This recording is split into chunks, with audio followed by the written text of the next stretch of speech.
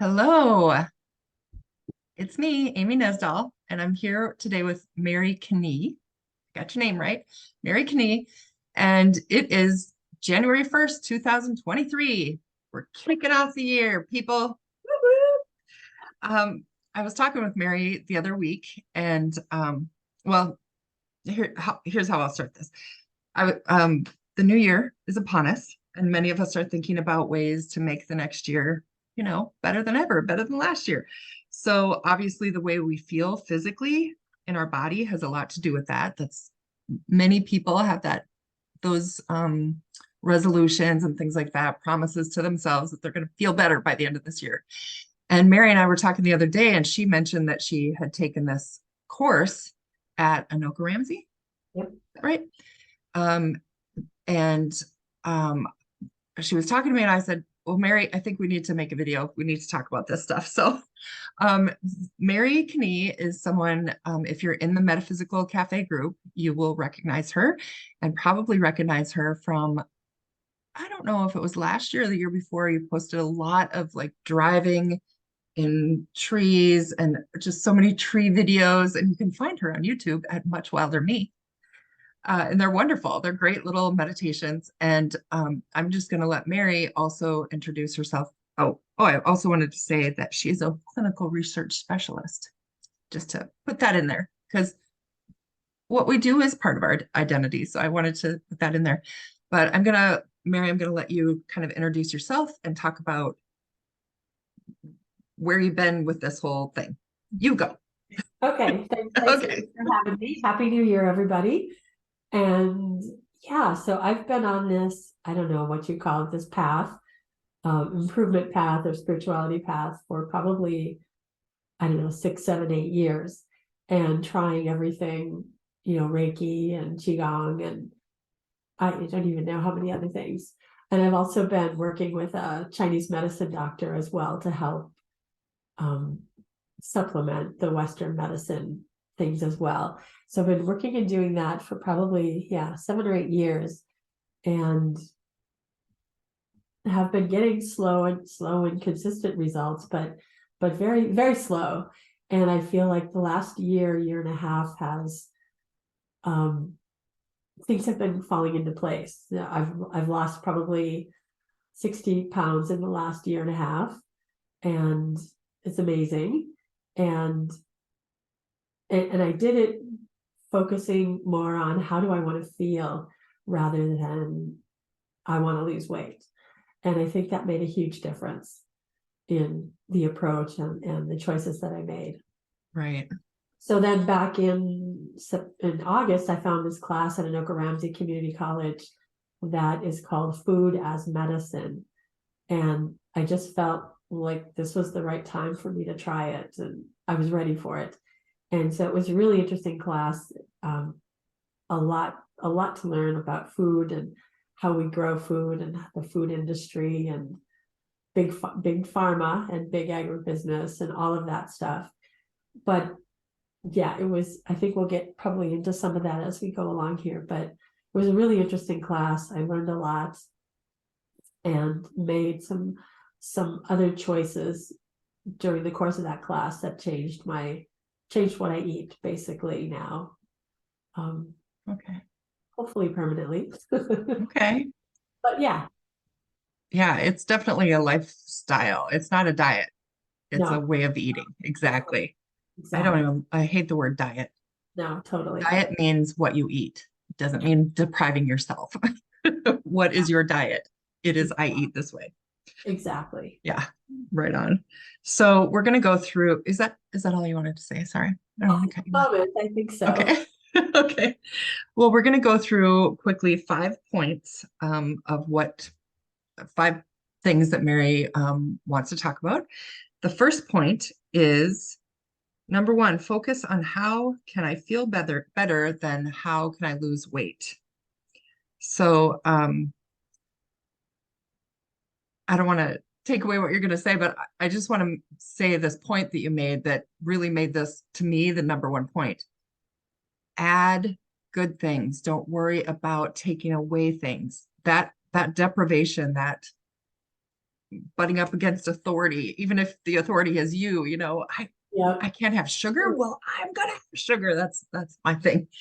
And also something that I've adopted throughout my life is like when I want to do better eating, I'll say, okay, I'm gonna eat 7 full cups of vegetables today. You don't have time for a freaking Snicker, I'll tell you that. Right. So go ahead and talk a little bit about that, about what you learned there. Yeah, I think I learned, yeah, a lot of what you just said is that's how I started a year and a half ago, was just adding, like I might have had pizza, but I also then had green beans and broccoli with it.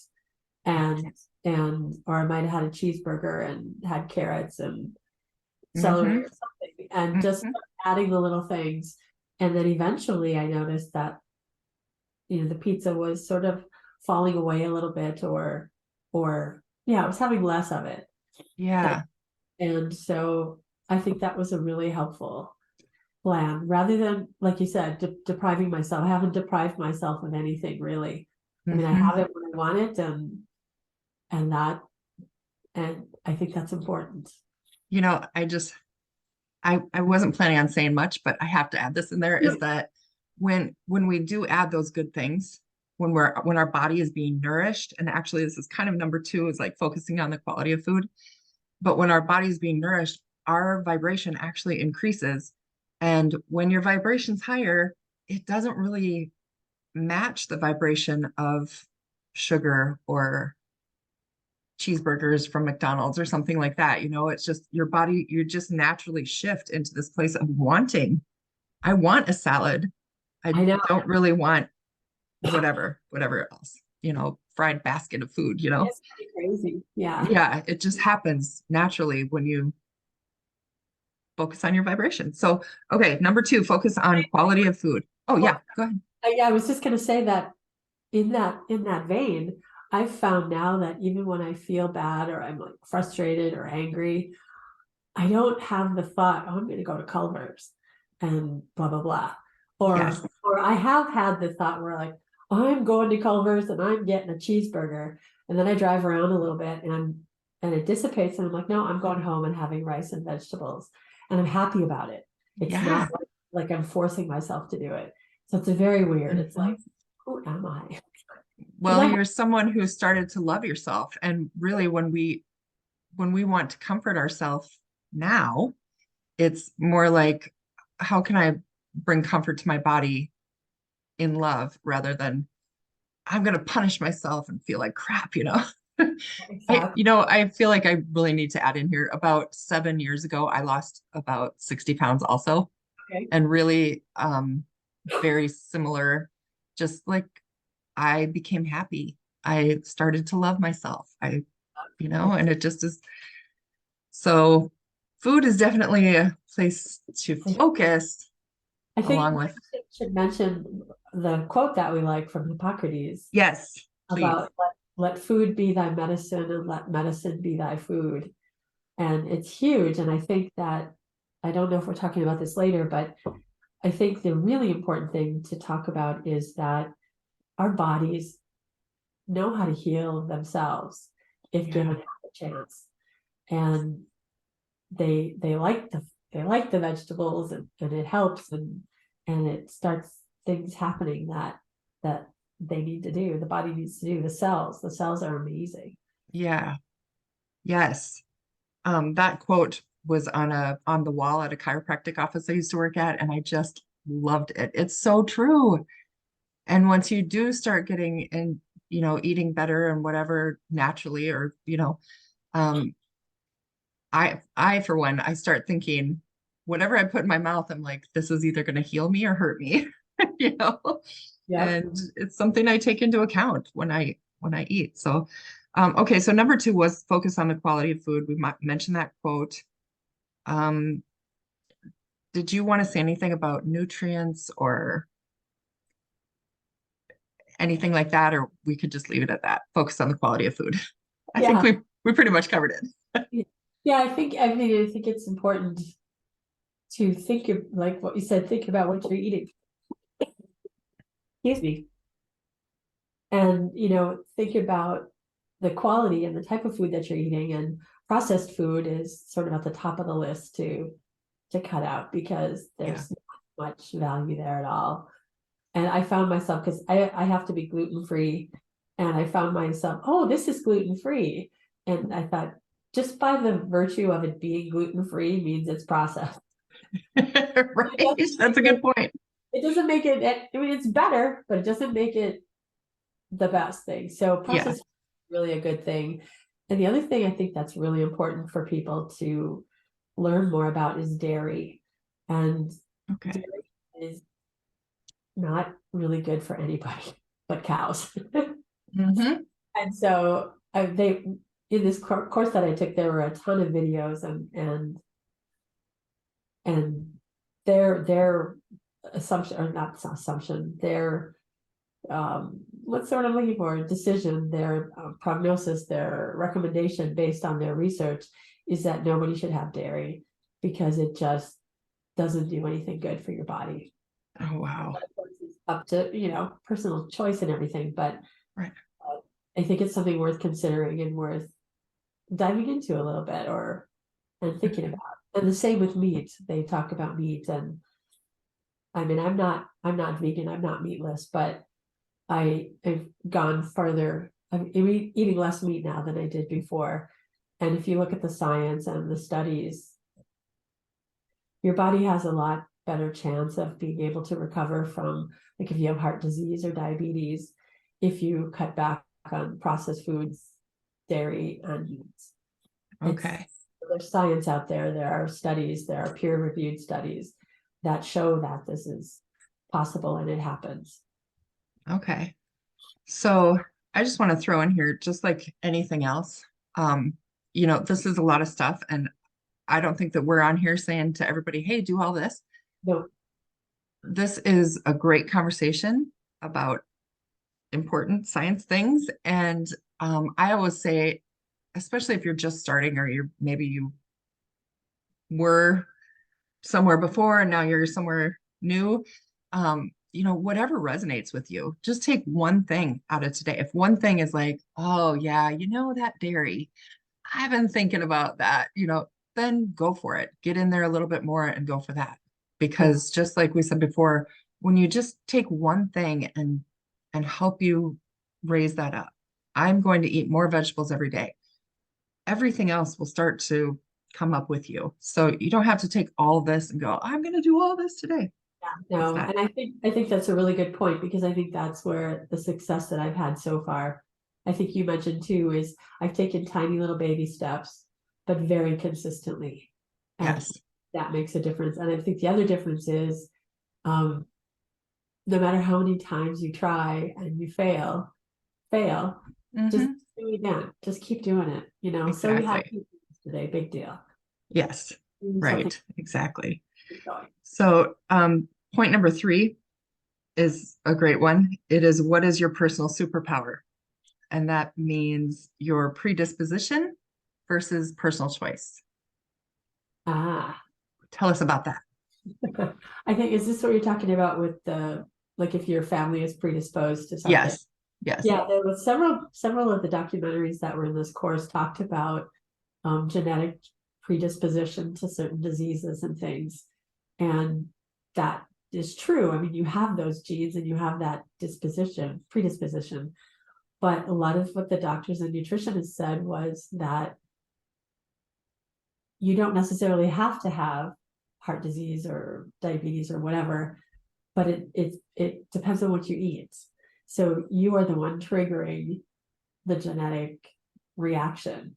And just because your whole family has, my mother and my grandmother and my uncles, they all have diabetes, just picking on diabetes. The nutritionists were asking, they were interviewing people, and they said, and what are you eating? Are you eating what your grandmother ate and your mother and your uncles? And they're like, well, yeah, we all eat the same thing, mainly the standard American diet. And she said, well, that's why you're getting, it's not that you have to get, it's just that it comes as a byproduct of the standard American diet. Right. That's right. Nature versus nurture. Right? Okay. Number 4, consider plant-based eating. And you kind of talked about that a little bit. Um, Yeah. I used to be vegetarian, and my oldest and a lot of his friends have been vegan and stuff. And one of the funniest things, and I know there's going to be people who watch this who have the same reaction. The funniest thing is, where are you going to get your protein? Please tell us about that. Yeah, I'm not an expert on this, but I've seen enough and read enough, and you can get protein from plants and Yeah, whole grains, and you get enough. I mean, there are many studies with athletes, triathletes and weightlifters who, bulky and they're vegan and they get plenty of protein. I think yeah, I haven't I haven't paid enough attention to make sure that I get enough protein from vegetables yet, but I'm just kind of still figuring that out myself. yeah, But yeah. it is possible. And it is, you don't need the meat to Mhm. survive. And I've started doing like I have hamburger patties, and like I'll get it from Outback and I'll get a hamburger patty and I'll cut it into three and I'll have three different meals. So it's like the meat is a little feature of the meal rather than Right. a big The part of. entree. Yeah. Yeah, yeah, and then have more rice and vegetables, and that seems to really work out well for me. Yes. Right. And obviously everyone's different, and um, we all there's the standard, oh, you should have this many grams of protein and whatever per day, but we're all different. Yes. I would say, like, just knowing what I know, going meatless is probably one of the more uh, taxing things to do, because you really do have to pay attention, especially if you are prone to anemia or things like that. You have to pay attention and you have to work at it for a Yeah, while before yeah, you can get it worked out, but it is definitely doable. it's doable, and yeah, like I think what we've said too is you don't have to be 100%. Yeah, You cut back exactly. I've heard this term flexitarian. on cool. So you could be vegetarian some days, a flexible meat eater the other days, whatever. Oh yeah, Um, you don't have to have meat every meal. You can have it a couple times. Absolutely. And actually, like we were talking about before, if you start to research or look up, it's not deep research, but start to figure out what besides meat has protein, and you start adding that into your life, then you start adding that in, and then eventually, the 3 servings of meat a day or whatever can fall away to 2, because you're getting rice and broccoli is a great protein, Mm-hmm. and you just start that way. Yeah, Yeah. absolutely. Or you can go cold turkey, whatever Yeah, suits you. exactly. Exactly. Awesome. Number 5, fill your mind with resources. So I am So, going to put in the YouTube thing underneath, and also I'll post it in the group, the resources that you sent me, okay. because resources are important. Can you tell us about any of the things the Yeah, resources that really talk to you? in the class that I took there, we watched a different major documentary each week. And so I think most of those are listed in the resources that you'll be Okay. posting. And I mean, well, I came out of the class like very against meat and very against dairy and nobody should have it. And of course I'm like, okay, it's personal choice, but, Right. but, it was interesting to be that intense with it every week. Yeah. So there was a lot. It was overwhelming when you look at the agribusiness and how that's all run and how seeds are parsed out. And I don't Mm, know, I'm kind of rambling here, but it's a huge picture. But I think that what came out of all of those different films, and I think probably most people have maybe seen some of these as well because they've been around for a while, is just that it is possible to make a change and help your body and your cells to heal. yeah. It Yeah. is possible. Right And on. you have to do it. And be Yes, those consistent. documentaries are made to sway you deeply, emotionally, visually, all the things. Yeah. So yeah, I they think can the be. that I learned from them is that there were a couple that they had, some sample patients who they did this plant-based thing and they were 2 weeks on plant-based, and I got rid of 11 of my medications and I feel great. And wow, that's amazing. And then I'm like, yeah, but that doesn't jive with my experience, because my experience, I mean, I have gotten rid of my blood pressure medicine, which is awesome. But I mean, the detoxing, I feel like crap a lot. And I think that's important to know, that you're going to feel better, but you also, I mean, it's months that, I mean, I created this body and now I'm having to fix it. And, it's possible, but it's not as rosy as the documentaries will make it out to look at. It took like however many years to get this way. It's going to take a minute to really shift it and bring it into a different place. So one of the points that you made that I'll have you talk about is we all have the capacity to heal ourselves. And so what can we work on a daily basis to focus on that? Yeah, I think for me, what I'm trying to do is, like I said, keep it simple and do small little steps, but very consistently every day. And I try to focus on food, getting vegetables. I don't personally, I never liked vegetables before, so I'm getting to like them. And I made a list during the class of all the vegetables that I now eat, and there's 17 of them. Well, that's great. Yeah. And I put lettuce all in one line, because whatever looks like lettuce is lettuce. Right. Okay, but I don't eat vegetables. I would never have probably eaten 7 cups of vegetables in one day. And I still don't. But I eat vegetables consistently. I often have like spaghetti squash for breakfast. So I focus on food and just getting little bits of vegetables in, and all the other things as I can.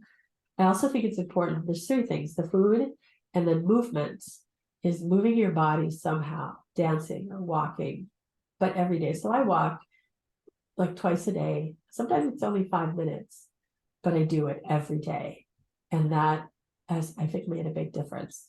Okay. And I don't think you have to necessarily join a gym or do any particular sequence of things and reps and all that. I think you just have to move, vacuum. Yeah.